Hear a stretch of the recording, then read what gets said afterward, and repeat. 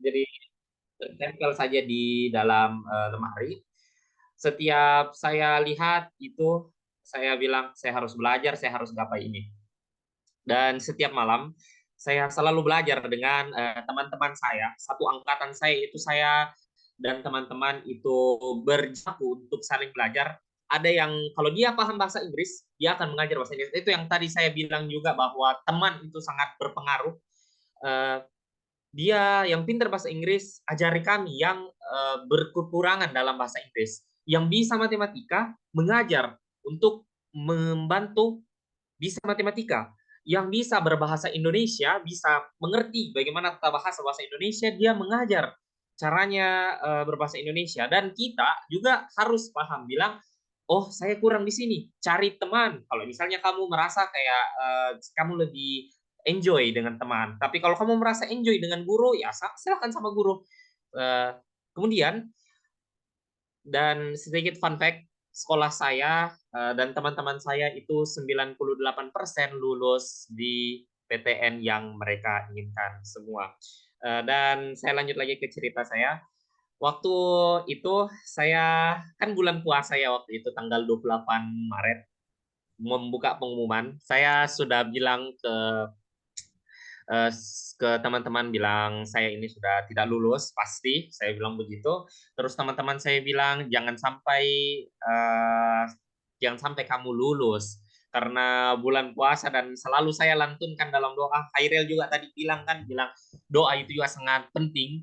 Jadi saya lantunkan juga terus dalam doa, ya Allah luluskan saya di SNBP Unhas, luluskan saya di SNBP Unhas.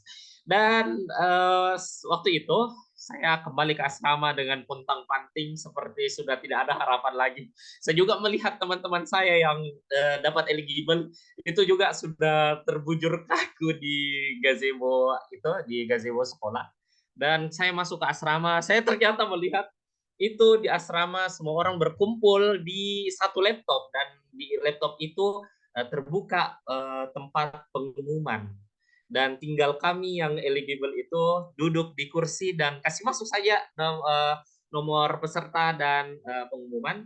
Dan waktu itu saya duduk, saya telepon orang tua, dan pas saya pencet, sebelum saya pencet saya berdoa, ya Allah mudahkanlah hati saya, luluskanlah hati saya. Kalau misalnya memang ini yang terbaik, uh, lapangkan hatiku. Kalau memang tidak lolos, pas saya pencet, ternyata hasilnya biru, dan itu satu asrama menggema dengan suara bilang ternyata sekolah saya diterima dua untuk pertama kalinya SNBP di FK Unhas. Seperti itu.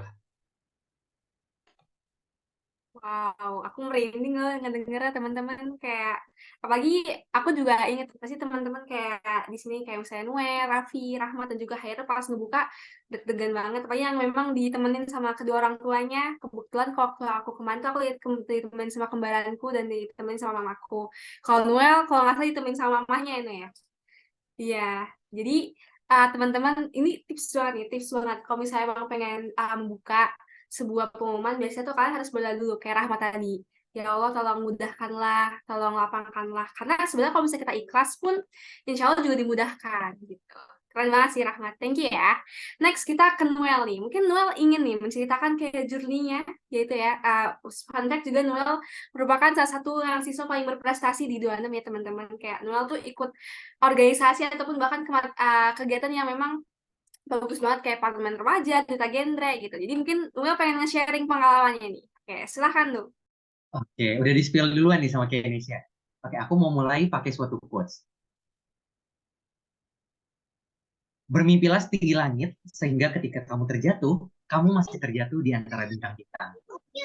Quotes inilah yang membuat aku untuk bisa berani, untuk nantinya melangkah lebih maju, dan pada akhirnya berada di titik sekarang ini. Kalau mungkin teman aku bisa bagiin ke teman-teman, aku bakalan bagi jadi 3 fase. Yaitu dimulai pas masuk SMA di kelas 10, terus sebelum SNBP, mendekati SNBP, dan saat SNBP-nya tersebut. Nah, kalau cerita tentang permulaan SMA, karena memang di awal SMA aku pengen banget untuk bisa masuk ke jalur undangan, salah satunya juga karena dulu kakak aku itu juga masuk ke jalur undangan, jadi ada sedikit pressure, takut untuk nantinya di compare gitu kalau misalnya nggak lolos juga. Sama tadinya aku masuk SMA itu harusnya aku mau masuknya SMA-nya jurusannya IPA diminta orang tua, tapi aku kekeh karena dulu aku ikut OSN-nya ekonomi IPS, aku pengen banget untuk jurusannya IPS. Jadi semacam ada kesepakatan dulu di awal untuk aku kalau mau IPS syaratnya adalah aku harus peringkat satu, kalau enggak aku nggak boleh, dan hal itu harus aku penuhin. Dan pada akhirnya seberjalannya waktu puji Tuhan bisa dipenuhin walaupun ada naik turunnya sedikit. Nah, nanti ini bisa jadi aku bagikan juga pembelajaran ke teman-teman. Nah, ngomong-ngomong tentang kelas 10 juga, di kelas 10 itu mungkin salah satu yang mungkin bisa jadi do juga ya nanti dibagikan adalah aku ambis dan juga mungkin bisa dibilang totalitas pada seluruh mata pelajaran. Mungkin teman-teman ada beberapa yang aku lihat di kelas ataupun juga di sekolah fokusnya ke 6 mata pelajaran. Tapi entah kenapa aku fokusnya ke semua mata pelajaran. Baik itu seni, PKN yang mungkin orang-orang kira kenapa sih makalahnya harus dihias pakai Canva atau edit pakai Photoshop gitu. Tapi entah kenapa aku senang aja untuk memberikan yang terbaik di situ, dan pada akhirnya di situ juga yang pada membuat kesempatan untuk bisa nantinya jadi dapat peringkat eligible gitu. Nah, itu totalitas di awal yang ternyata berguna juga nih untuk nge-backing nilai. Dan fun fact-nya dari nge-backing nilai ini aku cuma peringkat satu itu 2 kali di kelas 10 di kelas 10 semester 1 dan juga kelas 10 semester 2. Di kelas 11 semester 1, kelas 11 semester 2, kelas 12 semester 1 aku peringkat 3. Tapi di akhirnya di eligible angkatan paralel aku dapat peringkat satu. Nah, hal ini kenapa? Karena nilai backup aku di awal di kelas 10 itu udah lebih tinggi dibanding mungkin sama teman-teman gitu. Dan salah satu indikatornya juga ada nilai-nilai yang mungkin tadi kurang diperjuangkan seperti mata pelajaran di seni, PKN, tapi puji Tuhannya aku dapat nilai bagus di situ. Ya, pada akhirnya membantu juga untuk nantinya teman-teman kalau ada yang mungkin ada di kelas 10 di sini mau mempersiapkan lebih awal, ini boleh banget gitu. Jadi fokus ke seluruhnya. Nah, dimulai dari kelas 10 itu tadinya aku cuma fokus organisasi online karena lagi COVID sama belajar kan. Beranjaklah di kelas 11, itu mulai banyak kompetisi dan juga kegiatan. Salah satunya dimulai dari aku ikut Duta Genre DKI Jakarta. Nah, dari Duta Genre DKI Jakarta ini dapat kesempatan-kesempatan lagi. Mulai dari sosialisasi, jadi moderator, jadi speaker, jadi fasilitator juga. Bahkan dapat kesempatan waktu itu ketemu sama menteri-menteri Pak Nadiem, ketemu sama Pak Hasto, sama Menteri Kesehatan, sama Bunda Bintang. Itu karena genre juga yang pada akhirnya dari sertifikat-sertifikat yang aku dapatin di genre itu, aku ikutin lagi lah kegiatan di tingkat nasional namanya Parlemen Remaja dari DPR RI. Dari Parlemen Remaja ini sertifikat itu juga ya puji Tuhannya lolos, dan salah satu sertifikatnya karena genre ini, dan aku submit juga Parlemen Remaja untuk nantinya di SNBP. Nah, dari Parlemen Remaja ini aku mulai menarik ada suatu mungkin kecintaan kali ya. Kok sepertinya pembuatan peraturan, kebijakan itu sangat seru ya. Nah, dari situ aku coba mulai mendalami lagi. Kira-kira hal apa nih yang relevan untuk memvalidasi hal tersebut. Dan aku ikutlah model Indonesian Parliament dari Universitas Indonesia. Nah, puji Tuhan dapat semacam best legislatif itu peringkat keduanya, dan itu yang aku dapetin, aku submit juga untuk masuk ke SNBP gitu. Nah, tapi bukan hanya yang bersekitar tadi mungkin kedengarannya hukum-hukum dan legal terus ya, tapi aku sempat juga ikut kayak genre itu kan sebenarnya ngomongin kesehatan reproduksi, ngomongin IPA banget nih, dan juga pernah ngikutin kegiatan dari media Indonesia yang tadi ilmu komunikasi banget. Aku pernah juga ikut MUN, yaitu kan HI banget. Nah, ternyata dari kesempatan-kesempatan yang aku nggak menutupi diri untuk coba itu, yang pada akhirnya tadinya aku mau ilkom harga mati, HI agar harga mati, karena aku nyoba, tapi aku merasa apakah nantinya aku mau ya untuk seterusnya akan ada di dunia jurnalistik, atau sekadar aku suka aja nih untuk ngomong, atau aku apakah pengen terus untuk belajar tentang semua hubungan internasional, fenomena internasional tersebut gitu. Tapi setelah aku nerima, mungkin ada banyak yang bilang juga experience is the best teacher. Hal itu juga yang pada akhirnya merefleksikan, oh ternyata aku memang suka, tapi aku tidak ingin mendalami ini sampai nantinya sepanjang hidup aku.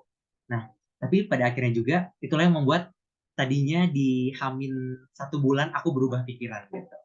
Nah, itu tadi di perjalanan kelas 10 sama kelas 11-nya, dihantui dengan beberapa tugas-tugas dan juga mungkin kegiatan organisasi kejar-kejaran.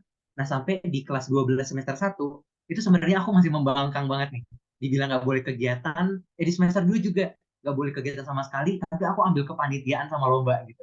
Nah, kenapa? Karena kalau mungkin tadi Rahmat, Raffi bilang, dan Khairul juga bilang ya, jangan berharap sama SNBP. Tapi salah satu-satunya pegangan aku di situ SNBP doang gitu. Karena aku nggak sempat juga, mungkin bukan nggak sempat ya, mungkin masih sempat di Hamin 3 bulan itu belajar SNBT. Tapi aku ngelihat teman-teman aku yang udah belajar dari 6 bulan yang lalu, aduh gimana ya ngejarnya. Jadi satu-satunya harapan aku di SNBP, dan hal itulah juga yang mungkin jadi perjalanan lucunya kalau teman-teman ngepelajarin gitu ya tentang PU, PK. Aku nontonin YouTube 24/7 waktu itu. Bagaimana cara SNBP itu bekerja gitu. Gimana cara agar bisa tembus. Gimana pun caranya biar bisa tembus SNBP. Gitu. Jadi salah satu perjalanan uniknya juga gitu. Sampai akhirnya sebelum SNBP itu sebenarnya aku dapat juga beasiswa di BINUS 100%. Tapi aku tetap mau coba untuk dapat ke PTN gitu. Nah, terus sebenarnya kalau ditanya juga kenapa HI atau Ilkom, karena keinginan sebelumnya pengen jadi duta besar atau diplomat gitu. Tapi dari situ juga yang nanti mungkin bisa jadi aku bagi individu di mana jadi duta besar dan juga diplomat, dan mungkin prospek karir teman-teman lainnya itu bukan hanya dari satu jurusan, satu jalur. Jadi banyak banget perspektif lainnya yang bisa dicoba gitu. Dan kalau pas masukin di SNBP, ini aku perspektifnya SNBP ya teman-teman di sebelah. Jadi aku masukin 5 sertifikat. Walaupun waktu itu cuma dibolehin 3, ada satu sertifikat yang aku bikin jadi 3 double gitu. Jadi secara kuantitatif aku masukinnya 5. Yang di genre itu aku masukin 3, Parlemen Remaja 1, sama MYP dari UI itu 1. Nah, mungkin fun fact-nya juga yang bisa aku ceritain adalah selama perjalanan mungkin nunggu pas SNBP ya, dan juga sebelum submit SNBP, sebenarnya aku nggak enak banget sama teman-teman yang lain karena aku udah gembar-gembor kalau aku mau HI, aku mau Ilkom, jadi teman-teman yang lain udah fix gitu ya sama jurusan-jurusannya, karena aku juga tadinya nggak yakin aku bakalan dapat peringkat yang segitu, yang nantinya bisa aku pakai buat di ilmu hukum gitu. Jadi karena aku pindah, beberapa teman-teman yang udah tadinya mau ilmu hukum jadinya berubah pikiran lagi, harus arrange lagi gitu. Dan pada akhirnya banyak juga yang akhirnya udah berubah pikiran, oh yang B ini yang mungkin peringkat 3 berubah pikiran, oh ternyata perubahan pikiran dari peringkat 3 ke peringkat 5 itu berubah lagi seperti itu. Dan pada akhirnya tuh banyak yang bilang kayak, banyak loh Noel mitos yang kalau peringkat 1 tuh pasti nggak bakalan lolos deh gitu, kalau kalau misalnya ada 3 lagi peringkat di bawahnya, karena antara nggak hoki atau mungkin katanya banyak juga yang doain jelek gitu. Jadi aku takut banget di situ. Itu fun fact-nya kayak, bener gaya, tapi aku percaya aja semuanya udah diatur juga sama Tuhan, dan pada akhirnya pas di SNBP aku buka bareng sama mamaku, dan puji Tuhan dapat kesempatan untuk masuk Fakultas Hukum Universitas Indonesia. Oke. Oke, thank you banget Nuel atas sharingnya. Jadi Nuel juga itu ya guys sudah menceritakan nih kayak misalnya gimana sih struggle dan juga journey Nuel. Nah, tapi ada yang mau nanya nih Nu, kira-kira nilai rata-rata Nuel pas nge-submit SNBP itu berapa Nu? Coba bisa di-spill kali ini. Oke. Kalau untuk nilai rata-ratanya selalu secara keseluruhan itu 89,7. Ya, Oke. 89,7, tapi kalau untuk nilai pendukungnya karena di FH itu ada sosiologi sama sama PKN, PKN-nya itu 94, sosiologinya 87. Oke. Oke, thank you ya Nu atas sharingnya, bener banget nih guys, kalau misalnya emang, it's okay kok kalau misalnya emang ini tergantung ya guys, kalau misalnya kalian emang pengen, um, kayak Nu yang tadi emang berharap pada SNBP, insya Allah tuh harus maksimalkan banget ya Nu ya, totalitas mulai dari tugasnya dan juga sertifnya gitu. Tapi emang kalau misalkan pengennya SNBT, ya mulai dari sekarang kalian bisa latihan soal dan juga ikut tryout. Salah satunya ikut di mantan grup nih, di mantan grup akan membuka kelas juga. Oke, nah berikutnya ke Hairil dulu nih. Hairil juga sama ya jurusannya itu F-Count-Has, tapi Hairil ini SNBT, sedangkan kalau Rahman kan SNBP, mungkin mempunyai journey yang berbeda pula. Oke, mungkin Hairil bisa langsung sharing nih. Silakan Hairil.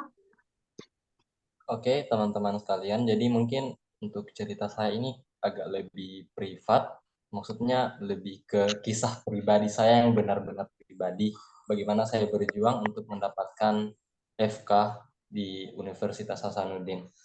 Jadi awal ceritanya, saya itu untuk masuk ke Man Insan Cendekia itu harus mengikuti seleksi nasional.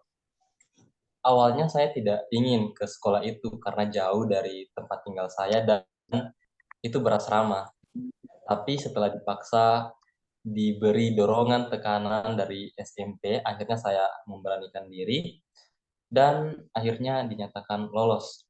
Setelah menjalani beberapa tahun, ternyata tidak seburuk yang saya pikirkan. Jadi pelajarannya, apa yang mungkin di pikiran kita itu akan tidak bagus ke depannya, ternyata mempunyai hal-hal yang bisa membuat kita enjoy dalam menjalaninya. Jadi selama di SMA, selama di MA itu, saya menyibukkan diri menjadi tim Olimpiade.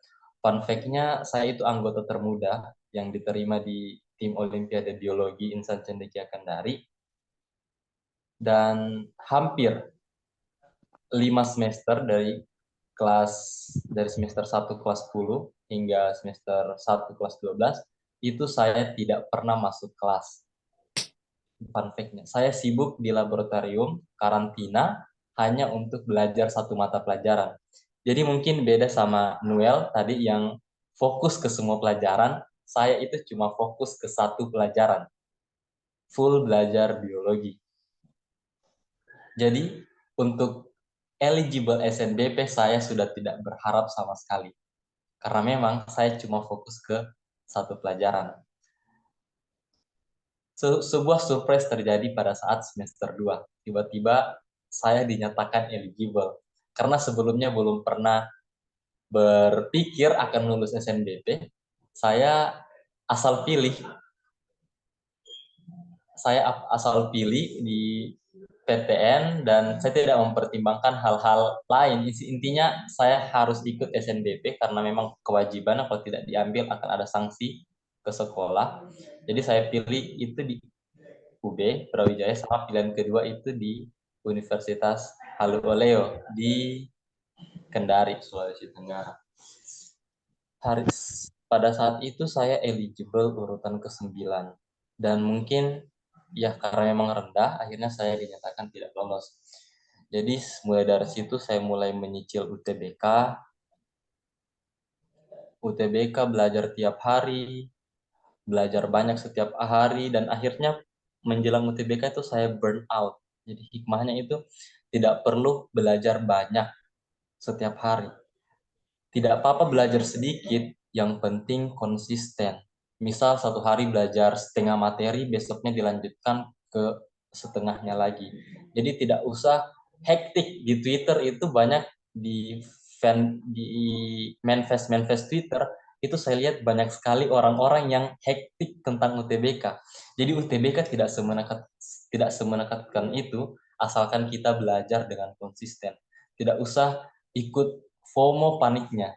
Jadi belajar sesuai kemampuan kita, asal konsisten, insya Allah itu pasti bisa. Satu lagi, jadi jadi mungkin di sini ada teman-teman yang mungkin nasibnya sama seperti saya itu berasal dari keluarga yang bisa dibilang kurang mampu. Tetangga-tetangga saya, orang-orang sekitar saya itu cenderung mengejek. Nah, itu orang, yang dia maksud orang itu saya, orang itu sok-sokan pilih kedokteran.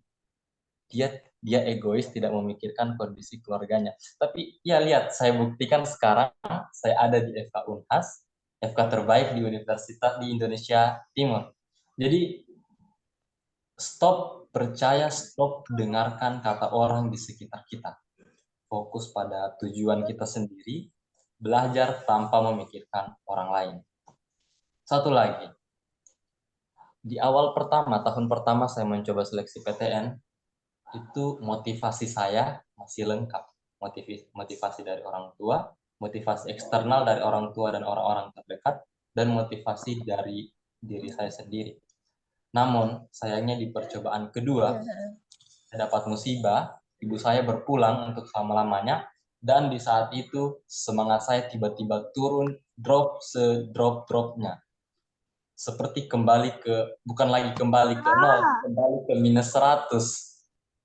Sudah minus, jadi sangat-sangat sulit. Jadi saya memutuskan untuk istirahat, tidak belajar sama sekali selama 3 bulan. Saya mulai belajar UTBK kembali itu sekitar sebulanan menjelang tes SNBT. Dan ya, Setiap masalah yang kita alami, setiap ujian yang kita alami, pasti ada hikmahnya. Pasti ada hal indah yang disiapkan Tuhan untuk kita apabila kita bisa kuat bertahan, tetap mempertaruhkan mimpi, tetap berjuang asal niatnya baik. Jadi kalau ditanya apa niat saya menjadi dokter, jadi saya orangnya itu apa ya? Saya asli 100% introvert. Untuk bisa bersosialisasi itu mungkin kalau Noel punya antonim yang mungkin Noel itu ahli komunikasi, nah, saya itu antonimnya. Saya itu kalau bicara di depan umum apa ya? Terbata-bata. Sangat terbata-bata. Jadi saya introvert tapi saya peduli sama orang lain.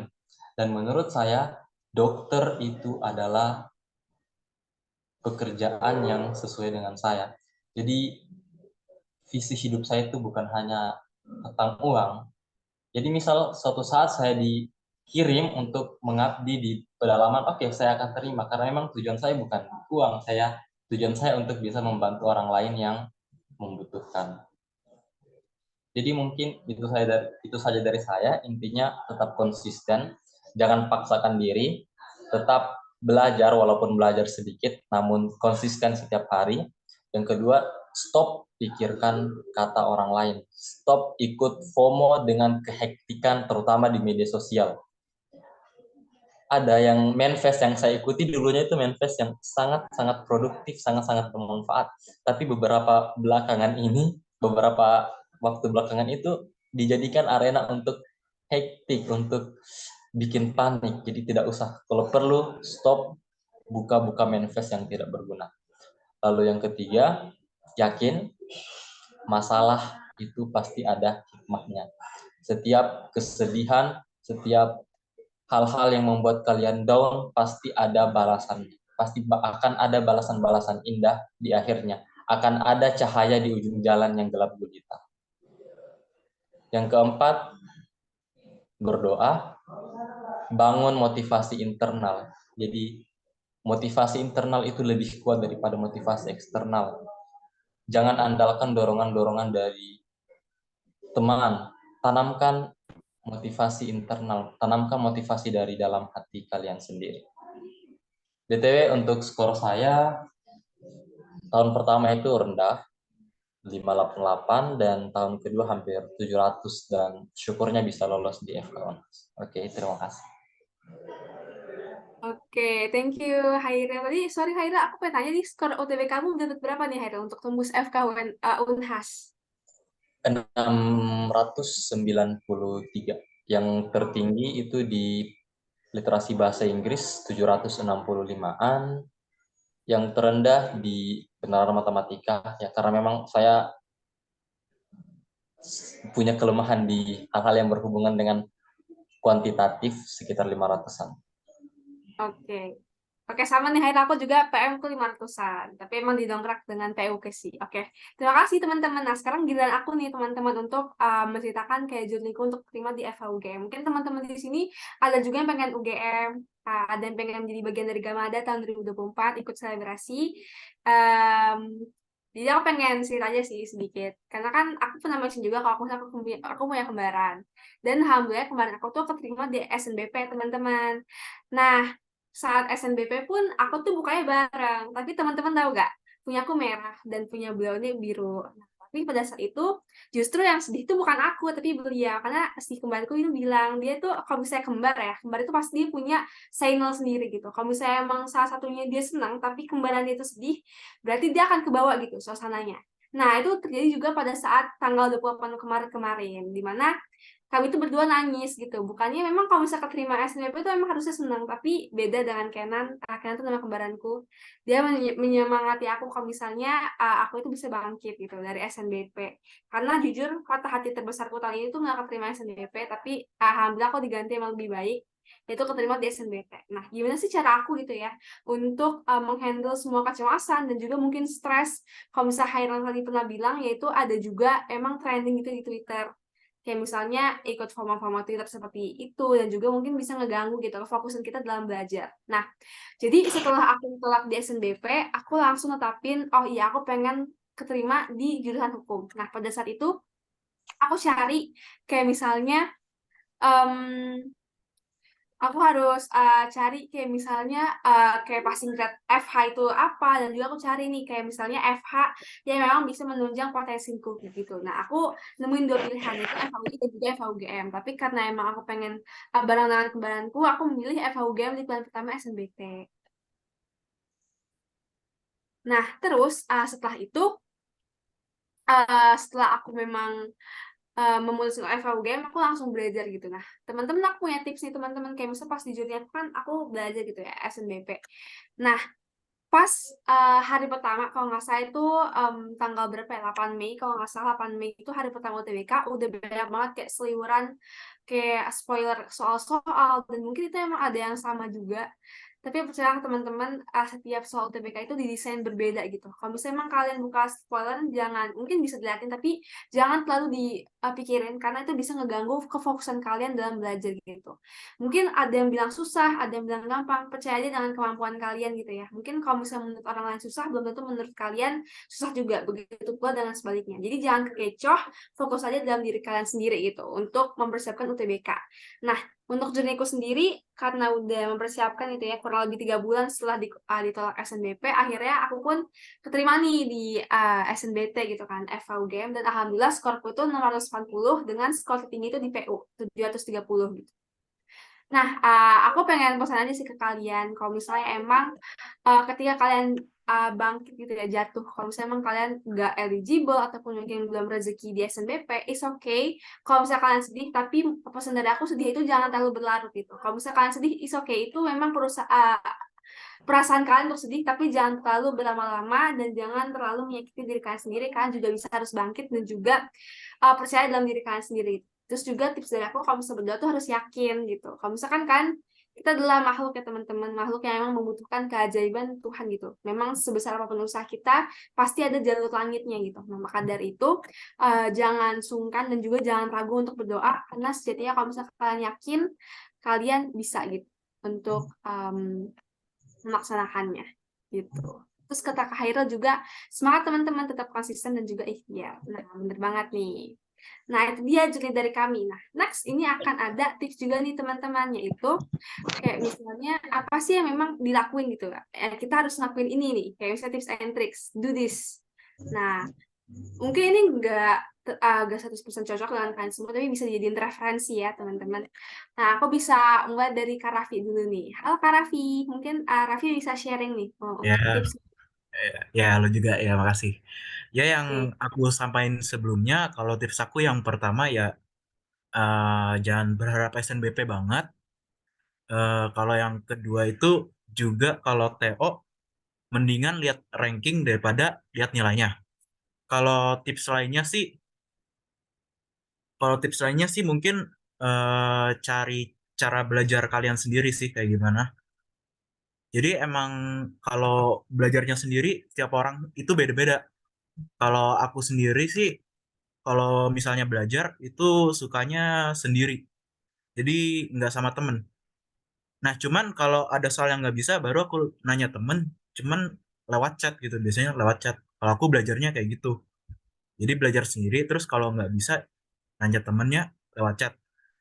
Nah, terus tips yang lain ya, siap kalian siapin SNBT itu dari jauh-jauh hari. Jangan telat mulainya kayak abis pengumuman SNBP gitu-gitu, jangan. Jadi sebelum-sebelumnya. Kalau aku sendiri kan tadi kalau kelas 12, kalau misalnya kalian kelas 12 tuh banyak ujian praktikum gitu-gitu. Ujian praktikum, ujian sekolah dan lain-lain kan.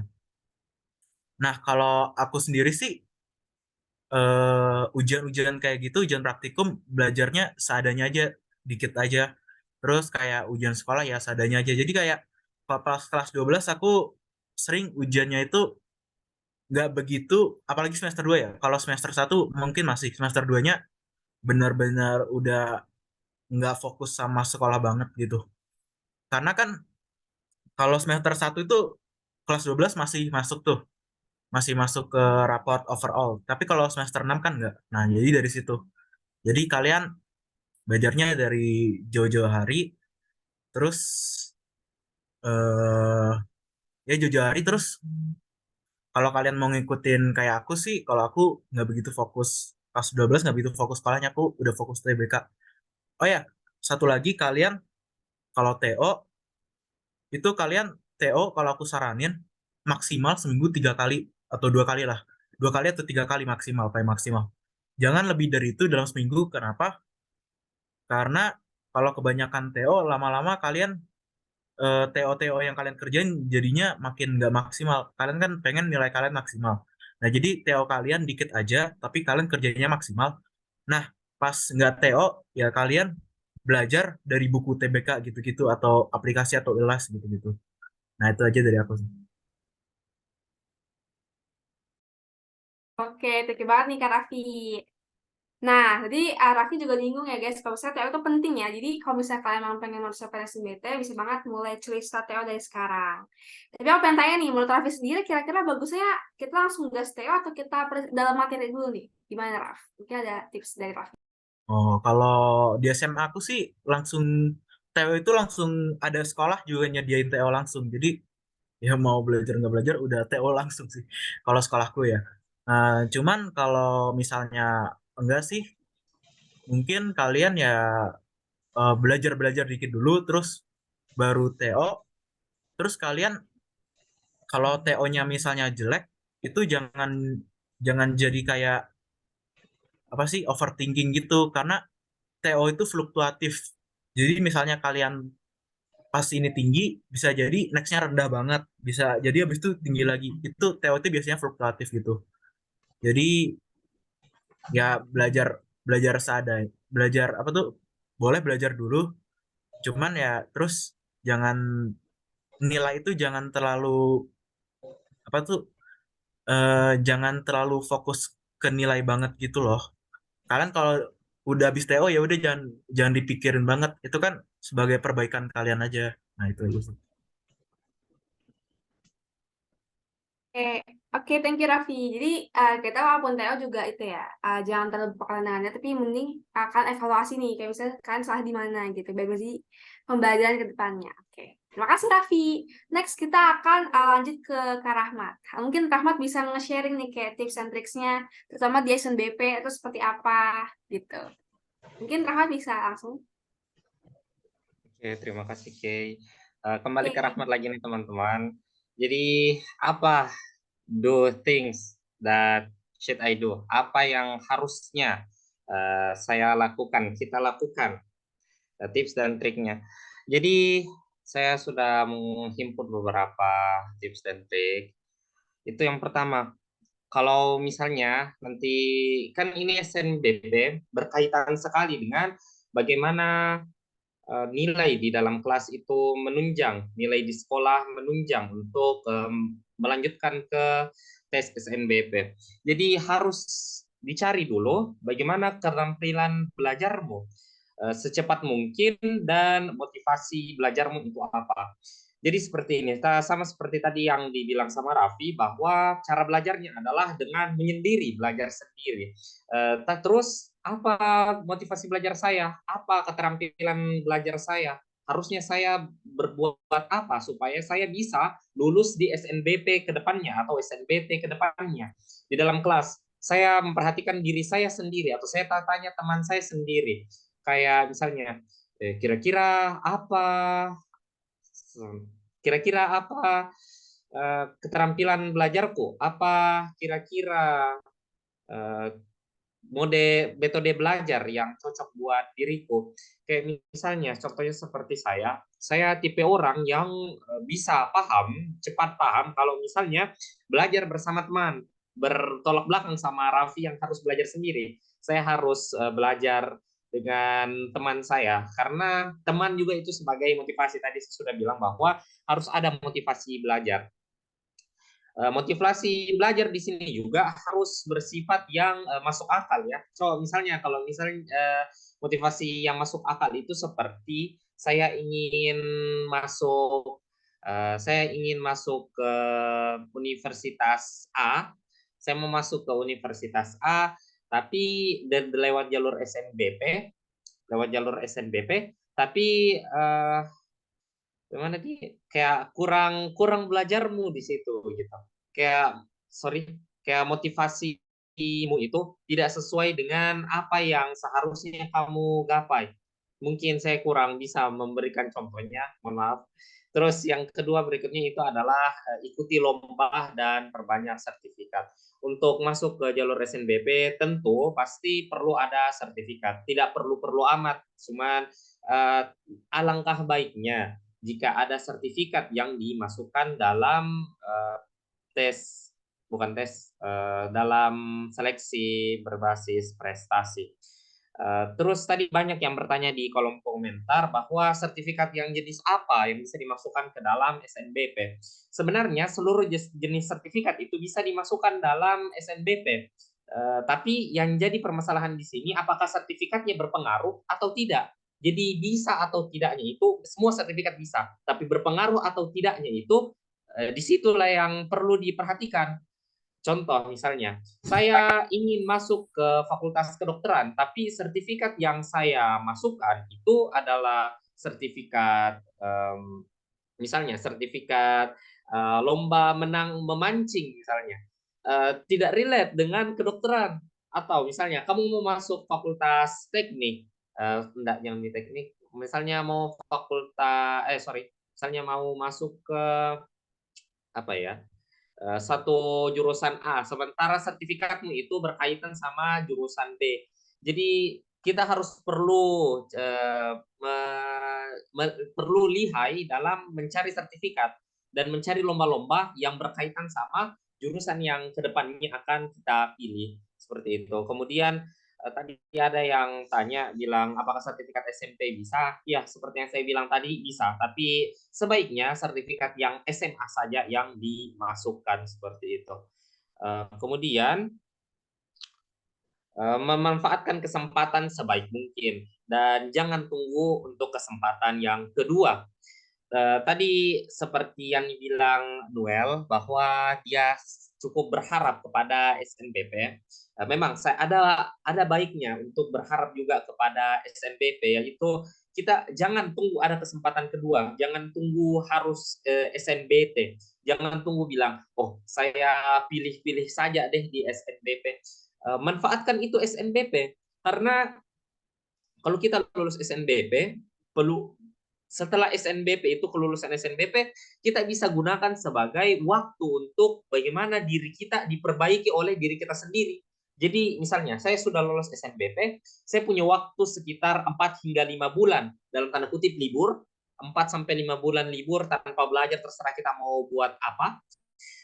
Jadi di situ kita bisa memperbaiki diri. Misalnya, saya ternyata saat SMA kemarin saya kurang misalnya di kimia materi reaksi redoks misalnya. Karena saya kurang di reaksi redoks, maka di saat itu saya gunakan untuk memperbaiki diriku supaya saya bisa paham tentang reaksi redoks. Atau misalnya sebelumnya saya waktu SMA saya kurang bisa untuk berbicara di depan orang banyak, maka saat SNBP, pas waktu libur, waktu senggang antara lulus SNBP hingga masuk kuliah, saya bisa gunakan sebagai waktu untuk mengembangkan diri saya dalam berbicara atau public speaking di depan banyak orang, seperti itu. Kemudian kita harus berpola pikir kausatif atau berpola pikir jika saya melakukan ini maka akibatnya ini. Jika saya melakukan A maka akibatnya B. Jika saya melakukan B maka akibatnya adalah C. Seperti itu. Kayak begini, kalau misalnya kamu pola pikirnya seperti ini. Kalau kamu lagi di rumah misalnya, lagi duduk-duduk santai, cobalah masukkan ke dalam pikiran bahwa kalau misalnya saya duduk santai-santai saat ini, apa yang dilakukan oleh lawan saya di luar? Apakah dia juga duduk santai-santai seperti saya? Atau malah duduk dengan membaca buku, dengan mengerjakan soal-soal matematika? Perlu dipahami hal tersebut. Karena kalau misalnya kita tidak berpikir berpola sebab dan akibat, maka hal-hal malas, hal-hal yang dapat menghambat ke depannya itu akan timbul terus. Kayak misalnya kita saya tidur sekarang, misalnya saya UTBK ini tinggal hamil 1 bulan misalnya. UTBK ini kan salah satu ujian yang besar yang perlu persiapan banyak. Kalau misalnya kita masih mengikuti keinginan kita sendiri yang tidak berkaitan sama UTBK, maka dalam tanda kutip mungkin bisa diasumsikan bahwa nanti gagal. Tapi kembali lagi ya bilang rezeki. Tapi kalau misalnya kamu nanti nauzubillah amit-amit tidak lulus, siapa mau disalahkan? Kalau kamu menyalahkan dirimu, itu bukan pelarian yang betul. Kamu menyalahkan orang lain, itu juga bukan pelarian yang betul. Jadi apa? Bagaimana caranya? Ya belajar, belajar dan selalu berpikir bahwa kalau saya melakukan ini nanti akibatnya begini. Kalau saya pergi main-main nanti akibatnya ini. Kalau saya begini, saya nanti akibatnya juga begitu. Seperti itu. Terus juga jangan jadikan SNBP sebagai satu-satunya jalan.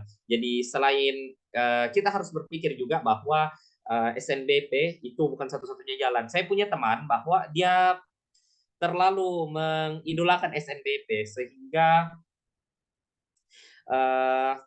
pasnya SNBT dia kurang bisa untuk mengoptimalkan SNBT-nya. Jadi maksudnya ini seperti memanfaatkan SNBP tapi tidak sampai mendewakan SNBP bahwa harus SNBP yang dilulusi seperti itu. Harus juga perlu persiapan seperti Raffi tadi bilang, harus ada persiapan seperti jauh-jauh hari. Memang mungkin tidak perlu berpikir bilang, Kak Raffi berpikir sampai sorry Kak Raffi ini sudah mempersiapkan dari kelas 10.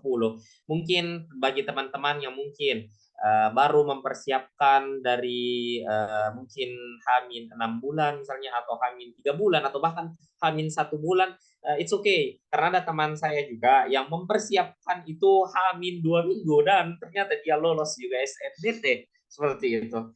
Kemudian ada juga eliminasi distraksi. Jangan terlalu banyak distraksi jika ingin lulus SNBP atau SNBT karena lulus ke PTN yang diinginkan itu bukan hal yang mudah, bukan hal yang semudah membalikan telapak tangan seperti itu. Kemudian punya target yang jelas, sama seperti korelasi tadi yang nomor pertama, punya target yang jelas itu sangat penting. Misalnya seperti seorang pelari, kalau misalnya dia lari terus tanpa ada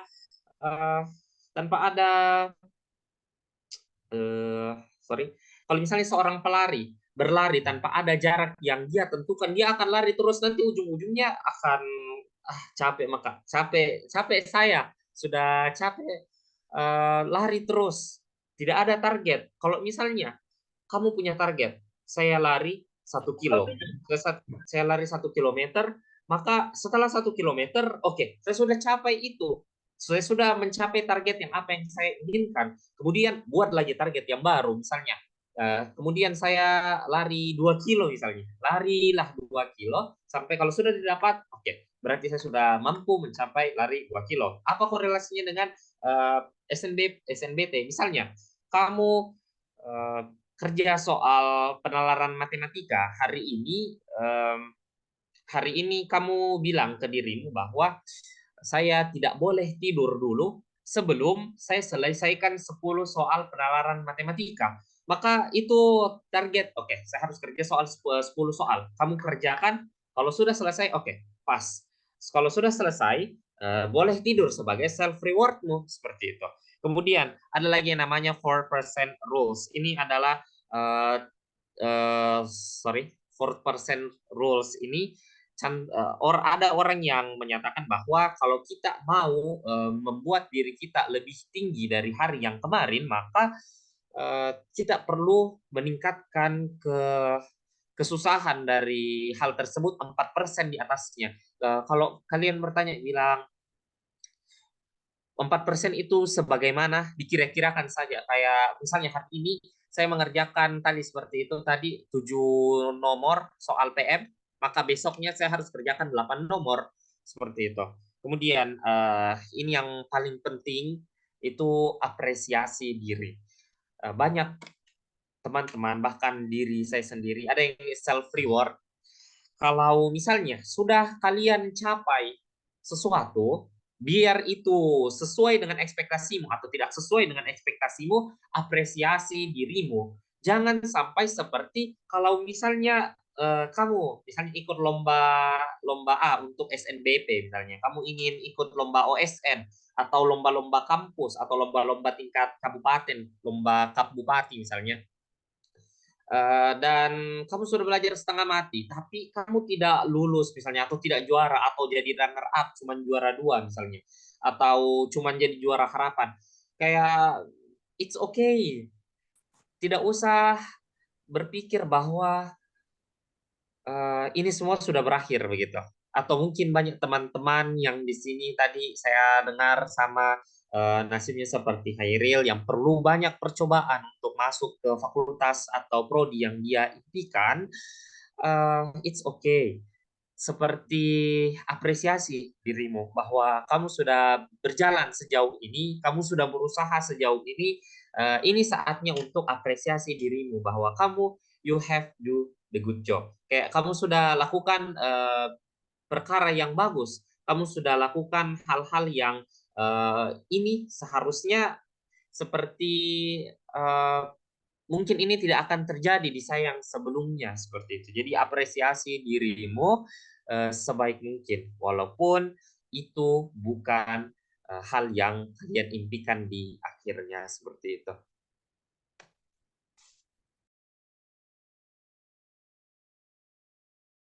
Ya cukup.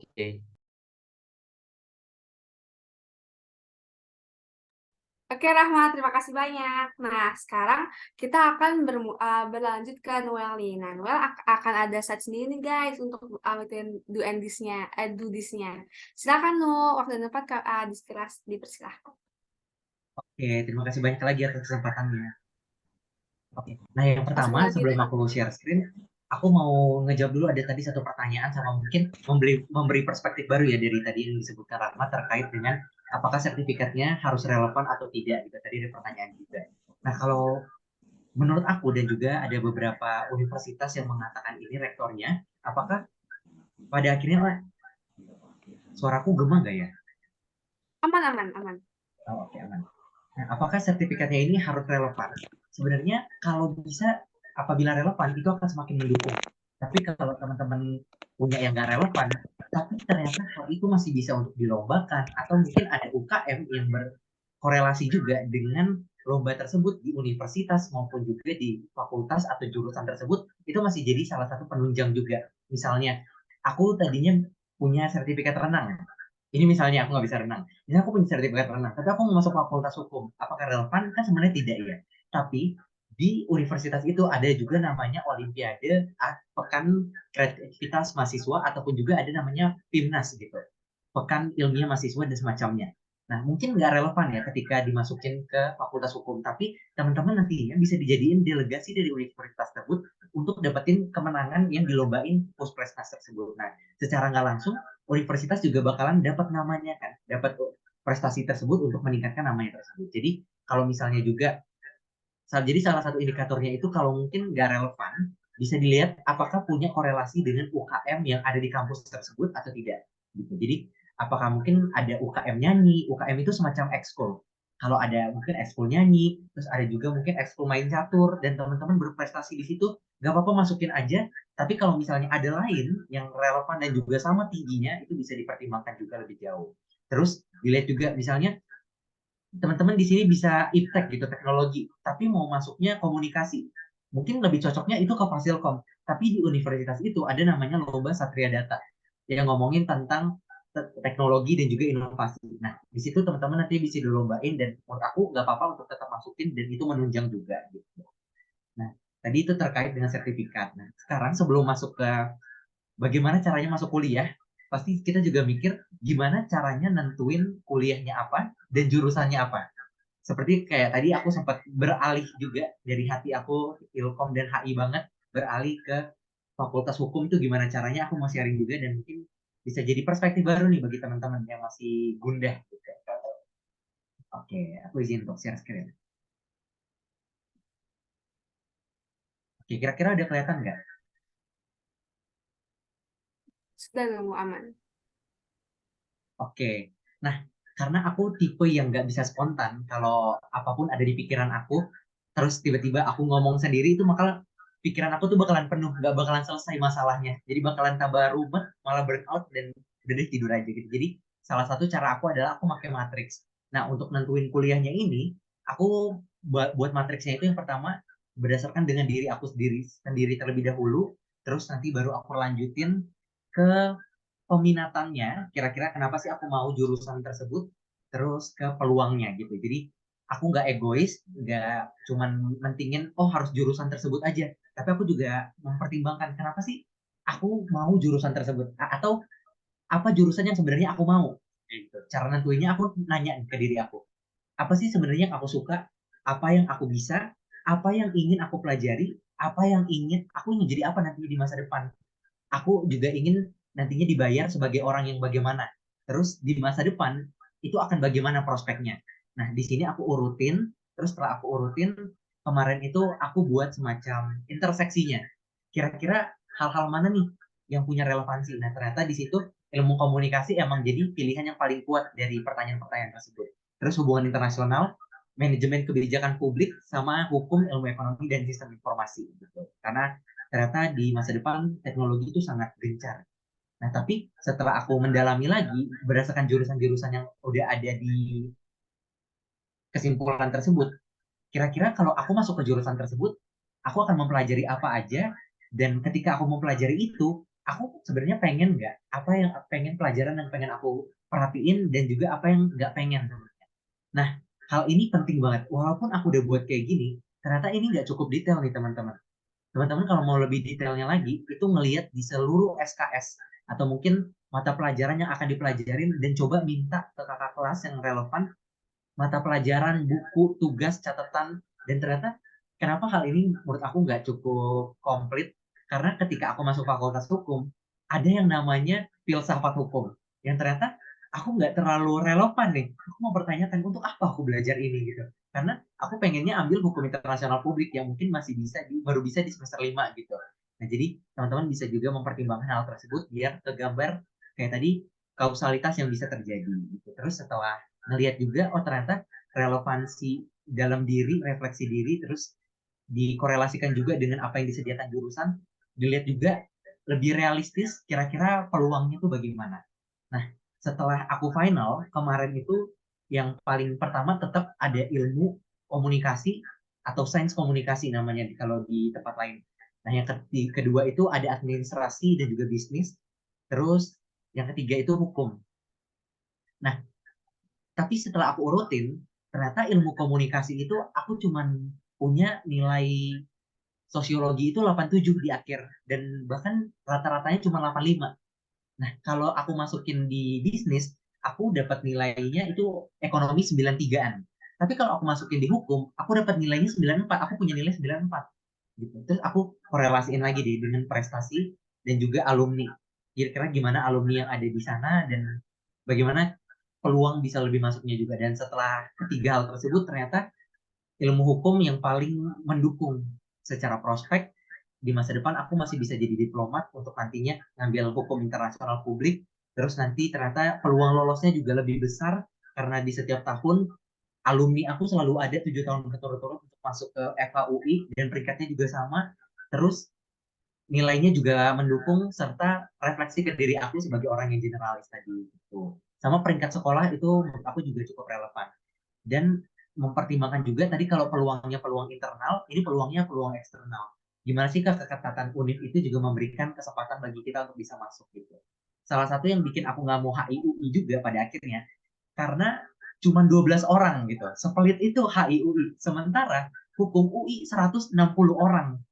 Bayangin 160 dibanding 12 kan lebih meyakinkan 160 ini ya, hal itu yang pada akhirnya membuat aku memutuskan dan yakin gitu. Dan mungkin kalau tadi dibilangnya jangan terlalu berharap di SNBP, aku udah keburu jatuh cinta nih. Makanya kalau dibilang gimana SNBP-nya kalau nggak lolos, enggak, aku bilang aku bakalan lolos gitu. Walaupun tetap belajar nyicil-nyicil sedikit. Itu salah satu tips kalau pre sebelum masuk universitas gitu ya. Terus kalau ngomongin tentang tips lainnya, aku mau kasih beberapa lagi. Oke, masih bisa kan ya, Kay? Aman-aman. Oke.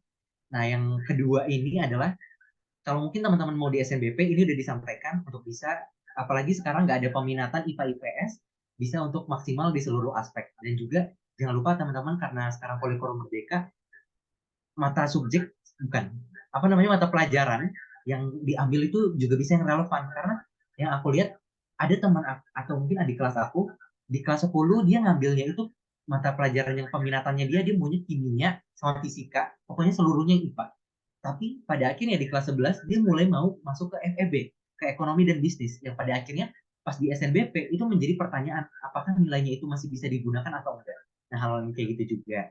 Terus yang tadi tidak egois juga untuk pertimbangan 3 aspek, faktor kelulusannya, peluang, dan juga bagaimana teman-teman refleksi diri dan kira-kira prospek masa depannya seperti apa. Terus yang terakhir yang aku lakuin adalah minta doa ke semua orang, dan bahkan waktu itu aku sempat ngelis, aku hitungin ternyata 50 orang yang aku mintain doa dan aku centangin satu-satu kayak sudah selesai gitu. Nah, itu kalau itu yang teman-teman mungkin bisa lakuin di SNBP. Kalau donnya itu teman-teman yang pertama, ini kindly banget untuk bisa perhatiin segala detailnya. Misalnya disuruh dikasih penamaan apa, itu untuk diikutin. Karena hal itu jadi pertimbangan juga nih bagi panitia. Kira-kira teman-teman punya daya juang, punya ketelitian, punya antusiasme yang tepat nggak untuk jurusan dan juga universitas yang dituju ini. Dan jangan lupa juga untuk ngecek lagi apakah yang disubmit itu udah benar sesuai atau enggak. Karena ada teman aku cerita, dia submit, dia sebenarnya ranking 1 juga nih, paralel. Dia mau masuk di Fakultas Ilmu Administrasi. Dia lomba KTI tingkat nasional. Tapi dia emang satu tim kan bertiga ya. Yang dia masukin adalah yang sertifikat nama temannya. Dan pas saat itu dia nggak nyadar kalau dia pakai sertifikat nama temannya. Pada akhirnya di SNBP itu dia nggak lolos. Tapi dia coba di PPKB dengan jurusan yang sama, sertifikatnya. Tapi saat itu dia nyadar, oh ternyata yang disapin itu punya temannya, bukan namanya dia. Pada akhirnya dia ganti dan di PPKB itu lolos. Nah, hal ini kan yang berarti menandakan mungkin teman-teman punya peluangnya itu udah besar banget. Tapi karena satu kesalahan itu teman-teman dianggap meremehkan atau mungkin menyalahgunakan atau mungkin itu dianggapnya suatu kecurangan juga karena udah ada form konsennya seperti itu. Terus yang down juga sebenarnya teman-teman kalau di SNBP nekat itu boleh karena itu first try. Tapi kalau teman-teman mau realistis itu juga sebenarnya bisa dipertimbangkan. Gitu. Misalnya ini aku tidak untuk merendahkan, tapi misalnya ternyata nilai akhirnya 75, tapi yang diincar adalah FKUI. Gitu. Nah, mungkin aja untuk dapat diterima, tapi mungkin persentasenya itu sangat kecil seperti itu. Jadi mungkin mau dicoba di SNBT itu juga lebih baik. Gitu. Nah, yang dan terakhir juga, walaupun aku nggak punya banyak backup plan di SNBT, tapi teman-teman kalau misalnya fokus di SNBP dan prestasi, banyak-banyakin juga bisa punya banyak backup plan. Karena banyak juga jalur prestasi yang disediakan oleh universitas lain. Misalnya kalau di UI, selain SNMPTN, itu ada juga jalur prestasi nasional dan internasional. Ada PPKB. Terus ada juga kalau di UGM bibit unggul. Kalau di IPB ada PIN namanya. Terus kalau di Unhas mungkin ada lagi, di ITB ada lagi. Terus ada juga jalur ketua OSIS. Nah, jalur-jalur seperti itu teman-teman bisa maksimalin untuk coba di segala bidang dan nantinya jadi backup plan sekalian juga kalau lolos semuanya dibikin jedak-jeduk. Oke, itu sedikit banyak dari aku, semoga bisa membantu teman-teman. Oke, terima kasih Nu. Jadi inspiring banget. Jadi kalau misalnya emang kalian pengen, kita belajar dari pengalaman dulu juga. Kalau misalnya emang kalian pengen sesuatu itu bisa banget detail guys. Kayak misalnya kalian ada analisisnya tadi, biar tahu nih pro and cons-nya gimana. Dan pastinya kalian juga harus terbuka terhadap diri sendiri. Kalau emang misalnya emang kalian mengincar SNBP, ya mau nggak mau kalian harus realistis gitu. Berbeda dengan SNBP mungkin sesuai dengan tekad dan juga kemampuan kalian dalam SNBP tersebut. Nah, untuk aku sendiri, untuk tipsnya yang pertama adalah Yang pertama pastinya kalian harus kenalin dulu diri kalian kan, pengennya masuk jurusan apa. Kita di mungkin Noel kan tuh pengennya dibayar menjadi sebagai seorang apa gitu kan, pengen dikenal menjadi seorang apa. Kalau misalkan pengen menjadi jurnalis, oke kan bisa ngambil jurusan Ilkom. Terus kalau misalkan kalian pengen dikenal menjadi seorang pengacara yang handal, kalian bisa ambil hukum kayak aku dan Noel. Kalau misalnya mungkin kan Noel pengennya jadi dubes. Kalau misalkan kan memang ada di lingkup hukumnya gitu. Terus kalau misalnya kalian pengen jadi seorang dokter, bisa ambil FK.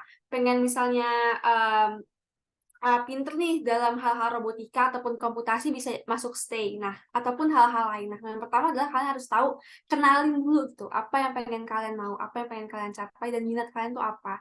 Karena yang tadi telah disinggung Noel juga, kalau misalkan pengen keterima PTN, mungkin emang ada kayak misal JJ-PTN ya, JJ-JJ gitu kan ya, kayak Didakduk. Tapi percaya guys, kalian masuk PTN tuh gak sekedar JJ doang, kayak banyak lagi tugas, ataupun banyak lagi kayak misalnya makalah-makalah. Tanggung jawab itu juga lebih besar gitu. Jadi kalian harus perhatiin gitu, apakah jurusan tersebut linear atau enggak. Biar nanti nggak membuang-buang waktu dan juga tenaga, pikiran, dan juga materi kalian. Itu yang pertama. Lalu yang kedua adalah yang pastinya adalah belajar juga sih. Pasti kalau misalnya doa tanpa usaha itu sia-sia, doa tanpa usaha itu kan sia-sia, dan usaha tanpa doa itu namanya sombong. Jadi usahain tuh juga balance gitu. Kalau misalnya kalau kalian pengen masuk di jurusan A dan juga di univ B, kalian jangan suka berdoa kepada Tuhan, karena sejatinya jalurannya tuh real, kayak tadi Noel juga dan juga teman-teman kayak Rahmat tadi sebelum baca sebelum buka pengumuman, berdoa dulu, terus minta doa, minta baik restu ke orang lain. Karena sejatinya kita tuh nggak tahu loh doa siapa yang bakal dijabah, entah itu doa dari Gojek kita, ataupun doa dari kedua orang tua, doa dari mungkin saudara jauh yang mungkin kita tolongin gitu. Jadi jangan suka untuk ringan tangan. Terus berikutnya adalah, karena aku SNBT, jadi mungkin aku bakal ngasih tips SNBT aku. Kalau aku itu adalah tipe orang yang suka banget sama tryout dan juga latihan soal. Karena jujur, pas manajemen waktu di SNBT-nya real itu, aku sangat kebantu dengan kemampuanku manajemen waktu. Kalau misalnya kalian tahu ya, um, ada soal iterasi itu 30 soal 45 menit, dan kalian harus bener-bener bisa manajemen waktu. Caranya apa? Dengan banyakin TO, terus harus tahu dengan sistem blocking time juga, terus kalian juga harus yakin aja sih dalam diri sendiri gitu. Itu aja sih guys dari aku. Dan kalau misalnya di ruang UTBK gitu ya, ruang UTBK itu sangat membuat pegel, jadi diusahain kalian gerak tipis-tipis saja, takutnya dicurigain. Kalau misalnya kalian gerak terlalu banyak, sangkanya kalian lihat kanan kiri, ataupun mungkin kalau misalnya dari aku sendiri, sebelum UTBK itu diusahain makan dulu. Pokoknya hari H itu diusahain kalian siap mental dan juga siap secara fisik gitu. Karena kalau misalnya fisikal lemah ataupun mental lemah juga bisa nge-efek cara kalian menjawab soal. Untuk don'ts-nya mungkin dari aku, stop procrastinating dan juga stop keremehin diri sendiri, karena sejatinya kalian tuh lagi ngelawan gitu. Kalian tuh bukan lawan orang lain, tapi kalian lawan diri kalian sendiri. Kalian lawan mood kalian sendiri. Kalau misalnya mood kalian emang lagi nggak bagus buat belajar, lawan gitu. Kalau misalnya emang kalian sedang dalam kondisi yang tidak mood, kalian juga harus lawan diri sendiri. Karena sejatinya kalian itu bukan lawan orang lain, tapi kalian, you versus you gitu. Yourself versus yourself. Gitu aja sih dari Noel, aku, Rahmat, dan juga Raffi. Tapi tadi Hairil juga udah sempat pamit ya guys ke teman-teman semua. Kalau misalnya Hairil ini akan ada kegiatan lain. Jadi mungkin di sini akan ada sesi tanya jawab nih teman-teman. Aku bakal bacain dulu ya. Mungkin ini untuk yang SNBT dulu. Nanti mungkin bisa aku atau Rahmat yang jawab berikutnya, ntar SNBP khusus untuk Noel dan juga Raffi. Oke.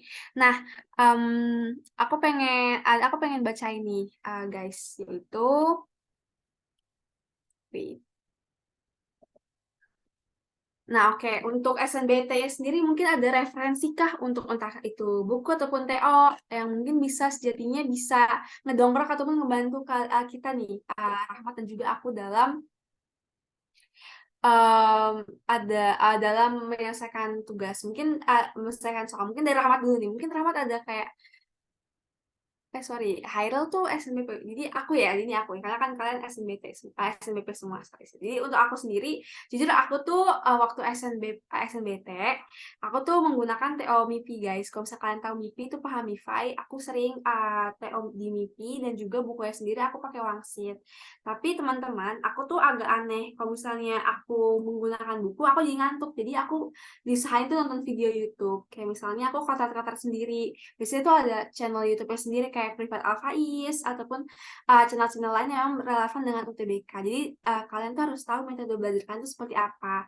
Kalau misalnya kalian lebih nyaman menggunakan buku, boleh pakai buku. Kalau misalnya kalian nyaman menggunakan audio visual, bisa nonton video dan juga mendengarkan audio gitu. Ataupun mungkin sambil kalian nyantai sambil makan, kalian bisa mendengarkan penjelasan mengenai materi tersebut.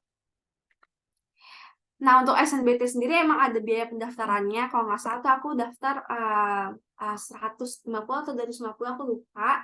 Tapi ada juga kalau yang untuk KIPK-nya, dia gratis ditanggung oleh pemerintah.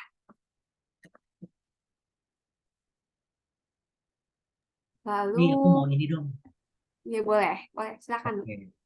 Nah, disclaimer, walaupun aku sangat jatuh cinta dengan SNBP, tapi aku tetap ikut inten untuk lesnya gitu. Bukan promosi, waktu itu aku sempat inten juga, dan waktu itu sempat juga bimbel-bimbel online, dan itu menurut aku cukup membantu juga kalau teman-teman cocok nih dengan karakteristik dari les tersebut. Jujur, dengan les, mungkin pribadi aku ya, gitu.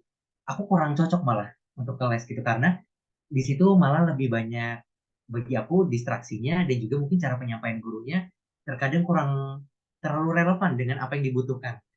Lebih enak juga kalau ketika teman-teman ngejelasin dan juga lebih enak ketika one on one seperti itu. Nah, mungkin teman-teman bisa merefleksikan lagi tadi metode belajarnya, dia belajarnya, dan juga tadi fokusnya kalau mungkin cara ningkatin nilainya adalah waktu itu aku nggak terlalu banyak alokasiin waktu ke SNBT karena waktu itu masih ada kegiatan.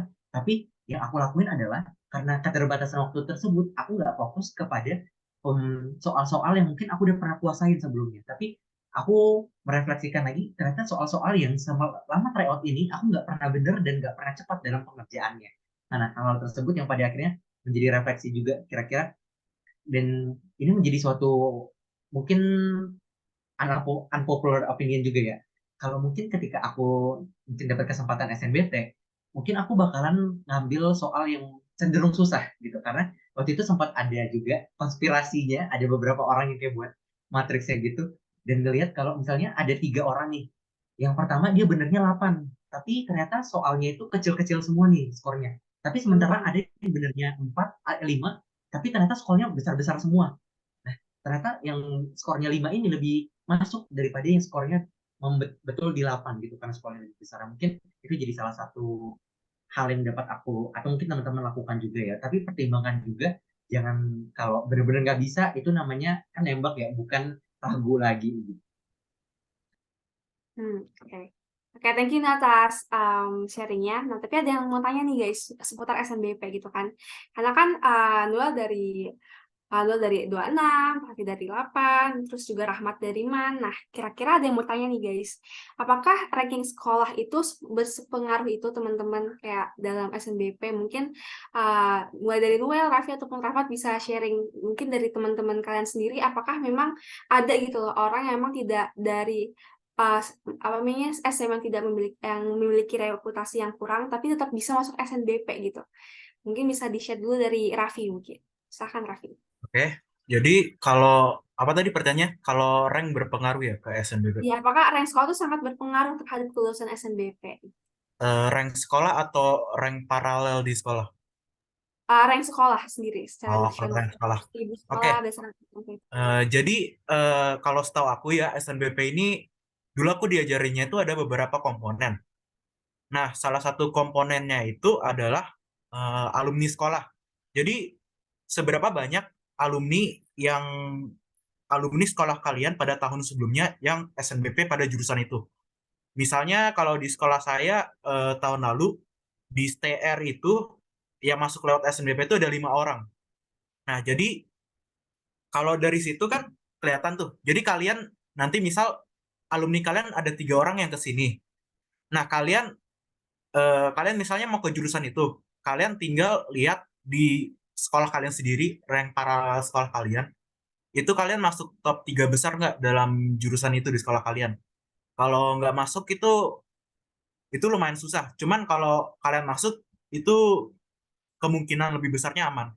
Nah, jadi kalau rank sekolah kalau menurut aku ya itu emang ngaruh gara-gara alumni itu benar-benar dilihat pada pada SNBP. Nah, kalau sekolahnya ranknya bagus, biasanya alumninya banyak, terutama yang di jurusan bagus-bagus yang dimau. Jadi itu yang pertama alumni, kedua rank paralel, terus saya juga lupa sisanya. Cuman salah satu lagi sertifnya. Cuman kalau sertif menurutku ini pengaruhnya paling dikit. Kalau yang paling banyak lebih ke alumni sama paralel. Dan itu aja sih kalau itu. Oke, thank you Raffi. Bisa dari Rahmat nih. Mungkin Rahmat punya teman yang memang bisa terima SNBP walaupun sekolahnya nggak masuk top 1000 atau mungkin ada pengalaman lain, Rahmat bisa banget untuk di-share. Oke, terima kasih Kay. Jadi sebenarnya kalau kita mau berkata bilang sekolah saya ini tidak masuk ke dalam top 1000, berarti saya tidak bisa masuk SNBP, itu perkara yang salah ya. Karena banyak seperti yang tadi Raffi bilang, banyak faktor yang mempengaruhi kelulusan teman-teman sekalian di SNBP. Misalnya tadi yang dibilang alumni, trayek rekor alumni itu juga sangat berpengaruh. Jadi kita perlu tahu bagaimana kakak alumni yang berkuliah di jurusan yang akan kita pilih nantinya. Misalnya saya sedikit memberikan informasi bahwa sekolah saya ini baru yang di Goa ya. Sekolah saya ini baru berdiri 3 tahun saat saya lulus. Jadi saya angkatan ketiga. Saat itu kakak alumni saya yang diterima di SNBP itu baru satu orang yang lulus, dan di tahun berikutnya di Unhas itu sangat minim ada sekolah yang diterima dua di Fakultas Kedokteran atau di program studi pendidikan dokter. Hanya sekolah-sekolah yang sudah berdiri lama dan mempunyai reputasi alumni yang banyak dan reputasi alumni yang tinggi yang bisa diterima dari sekolahnya 2 orang, seperti itu. Sementara sekolah saya yang baru berdiri 3 tahun, yang notabene bisa dibilang orang yang bereligible di bawah-bawah, tidak usah berharap dengan SNBP, kata orang-orang. Tapi buktinya saya lulus juga walaupun saya bukan eligible 1 di sekolah saya. Saya memperhatikan hal-hal yang lain yang dapat meluluskan saya. Kemudian sebenarnya ya, kalau mau jujur, memang sekolah itu sangat berpengaruh kepada kelulusan SNBP. Sangat-sangat berpengaruh pada kelulusan SNBP. Apakah sekolah kamu itu punya akreditasi A, maka kamu 40% peringkat teratas di angkatanmu akan mengikuti SNBP. Kalau kamu sekolahmu berada di akreditasi B, maka sekitar 10% ya, atau 20, kalau tidak salah 20 sepertinya. Sementara untuk akreditasi C itu sekitar 10%. Jadi sekolah itu sangat berpengaruh. Dan bagaimana dengan kelulusannya? Kalau kelulusan itu biasanya itu lebih ke prioritas. Sebenarnya ya, saya pernah dengar dari salah satu orang yang bisa dibilang berkaitan sama Kementerian Pendidikan, sudah cukup berpengalaman di dunia pendidikan. Dia pernah berkata bahwa sebenarnya SNBP itu yang diperhatikan itu cuman alumni dan kamu berada di peringkat berapa di sekolahmu. Misalnya, nilai kita yang ada di sekolah itu akan dibandingkan dengan bukan dibandingkan dengan sekolah-sekolah lain, tapi dibandingkan dengan teman-teman kita yang ikut mendaftar di jurusan tersebut. Seperti misalnya, kenapa bisa hal tersebut terjadi? Di sekolah A dan sekolah B berkemungkinan besar mempunyai sistem penilaian yang beda. Sekolah A sistem penilaiannya seperti ini, sistem sekolah B mempunyai sistem penilaian seperti ini. Dan bagaimana caranya pihak SNBP itu bisa tahu mana yang lebih baik? Misalnya yang A ini nilainya 90, sementara di sekolah B itu nilainya 89. Bisa jadi sekolah B yang nilai siswanya itu 89 diluluskan dibanding yang 90 diluluskan ke sorry diluluskan ke kampus tersebut. Kenapa? Karena kembali lagi ke trayek alumni dan sekolahnya seperti apa, seperti itu. Oke, makasih Rahmat dan juga Raffi. Nah, kita next masih seputar SNBP, yaitu teman-teman ada yang nanya juga nih, apakah kalau misalnya untuk masuk SNBP, keterima SNBP, apakah nilai itu harus naik, apa pernah mungkin turun, pernah stuck, atau bagaimana? Bisa dari Noel dulu nih, silakan dong. Oke, terima kasih banyak pertanyaannya. Kalau apakah nilainya harus naik, apakah nilainya harus turun, apakah nilainya nggak boleh turun? Hal itu sebenarnya menjadi rahasia dapur ya, buat teman-teman, bagi para pihak penyelenggara. Nggak ada yang tahu dan tidak ada kewajiban untuk kita naik terus nilainya ataupun juga nggak boleh turun gitu. Tapi bagi aku sendiri, aku menganggapnya apakah harus naik, apakah atau nggak boleh turun, itu dilihat dari persentase keseluruhan. Jadi secara satu semester itu ke semester berikutnya, apakah total penjumlahannya itu teman-teman naik ataupun juga turun. Jadi misalnya karena di pribadi aku sendiri ada satu mata pelajaran di matematika 3 tahun 3 semester berturut-turut nilai aku sama terus. Nah hal itu kan buat aku takut juga ya sebenarnya. Tapi di nilai akhirnya di nilai per semester itu tetap naik terus setiap tahunnya. Nah ternyata hal itu nggak terlalu berpengaruh mungkin ya karena dilihat nilai akhir. Karena pas disubmit juga di PDSS pangkalan data sekolah yang dilihat itu pun nilai akhirnya gitu. Dinilai per semesternya itu apakah tepat atau enggak gitu, nggak terlalu detail per semester mata pelajarannya itu seperti apa seperti itu. Nah tadi mungkin kalau mau nambahin sedikit terkait dengan apakah sekolahnya itu bisa atau enggak kalau misalnya berpengaruh atau tidaknya, menurut aku bisa berpengaruh bisa enggak juga. Karena ada teman aku yang enggak di top 1000, tapi dia tetap bisa masuk ke Fakultas Hukum karena sertifikat yang dia lamporin itu dia menang LDBI tingkat nasional gitu. Jadi sangat dipertimbangin. Dan juga kalau terkait sistematika, ini aku tidak mempertanggungjawabkan apa yang aku katakan karena aku menerima juga nih dari YouTube. Aku lihat di Rektor Unair, Unair bilang skemanya mereka itu yang pertama mereka akan seleksi dulu layer pertamanya itu dari sekolah-sekolah peringkat satu dari sekolah per top 1000. Nah, setelah peringkat satu top 1000 itu ternyata masih lebih banyak, dipangkas lagi. Peringkat satu top 500. Oh, ternyata masih lebih banyak lagi, dipangkas lagi. Top satu dari top 100. Kalau masih banyak lagi, dipangkas-pangkas lagi sampai dapetin dia kalau yang SNBP top satunya dari tiap sekolah yang memenuhi kuota gitu. Nah, gimana kalau masih ada sisa? Hal itulah yang baru, oh apakah di sekolah lain di top 1000 itu apakah ada yang 2 kali daftar atau ada yang 3 kali daftar? Kalau yang enggak, nanti coba lagi di selain top 1000. Tapi apakah masih memungkinkan? Kalau menurut aku masih sangat memungkinkan karena 50% dari hmm, aspek atau mungkin juga indikator pendukung itu kan ada aspek lainnya, aspek sertifikat dan juga aspek dari mata pelajaran pendukung. Jadi untuk persentasenya setiap universitas bahkan setiap jurusan itu beda. Jadi teman-teman belum ada indikator pastinya.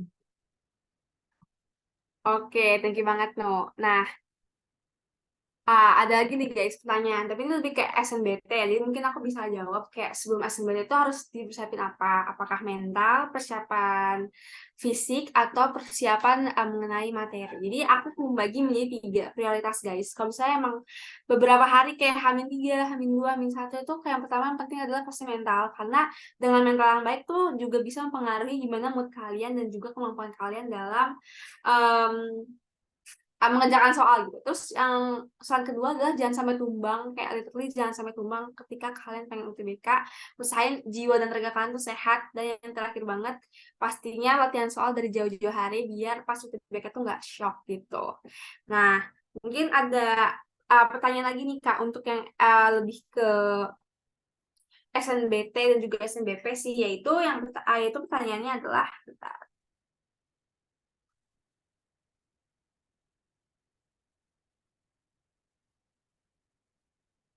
nah, gini sih, tadi kan mengenai namanya sekolah ya, apakah untuk alumni sendiri bisa mempengaruhi ataukah justru tidak bisa mempengaruhi? Karena setahu Sender ini ada kakak kelas yang memang berturut-turut terima di sebuah univ, tapi di angkatan satu di atas beliau ini tidak keterima gitu. Nah, apakah alumni itu bisa berpengaruh terhadap penilaian SNBP nih, menurut pengalaman kakak semua, mau dari Nuen, Raffi, dan juga Rahmat. Mungkin bisa dari Raffi dulu coba.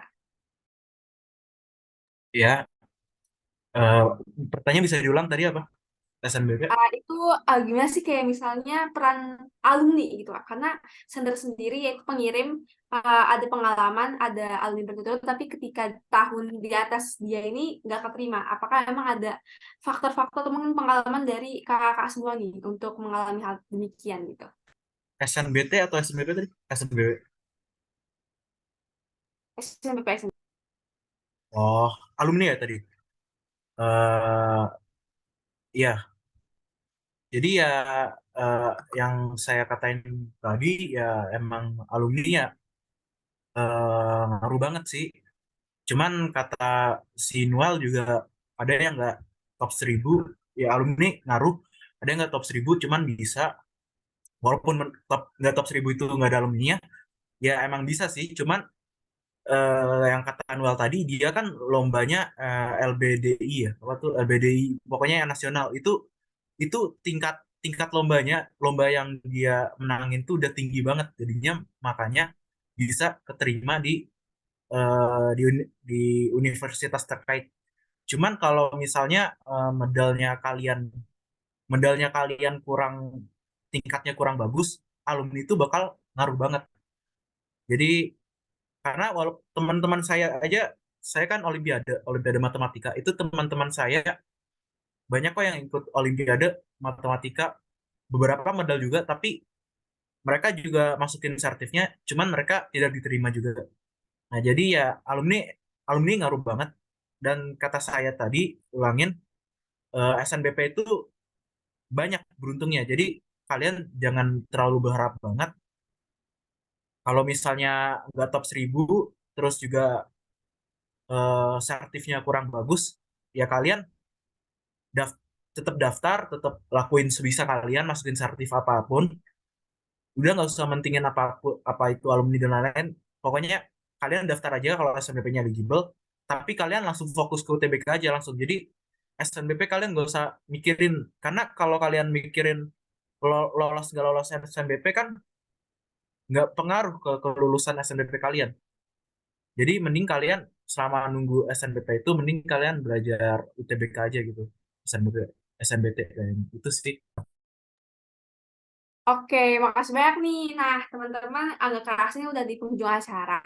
Nah, seperti yang aku bilang, tadi kan ada pengumuman mengenai 10 orang beruntung ya, mengenai yang bisa mendapatkan kelas secara gratis di bulan Oktober sampai November.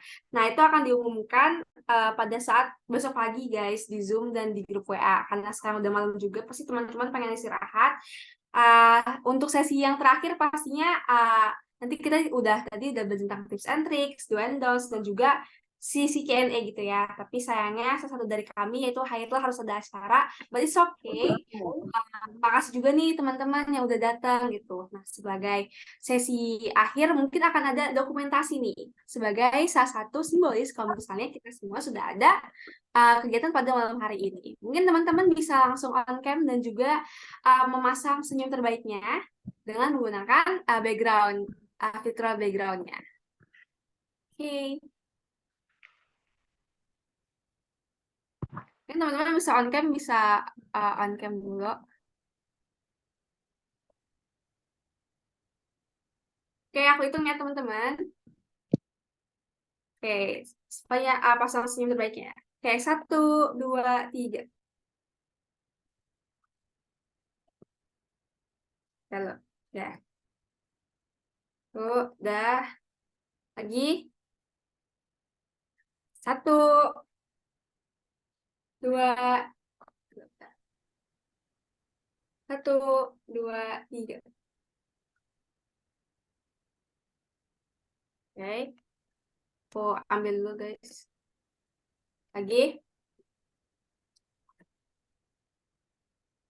1, 2, 3.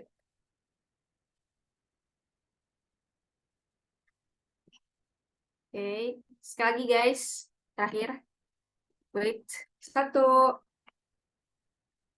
2, 3. Oke, sudah guys. Makasih banyak ya teman-teman yang udah nyempetin join hari ini. Maaf banget kalau misalnya tadi pertanyaan membludak banget, jadi nggak semuanya nggak bisa semua dijawab juga. Makasih teman-teman. Semoga pada sesi kali ini bermanfaat bagi kita semua dan kalian bisa mendapatkan insight nih dari aku, Rahmat, Noel, Raffi, dan juga Hairil tadi. Makasih teman-teman yang udah join. Ya, makasih banyak teman-teman. Makasih juga banyak aku izin untuk live ya. Oke. Makasih ya, Kak. Terima Ya, kasih selamat teman-teman. kembali. Di Aku UI. izin juga. Aku Udah izin end diperbolehkan ya. langsung. Makasih guys. Makasih, Kakak. Ya, sama-sama.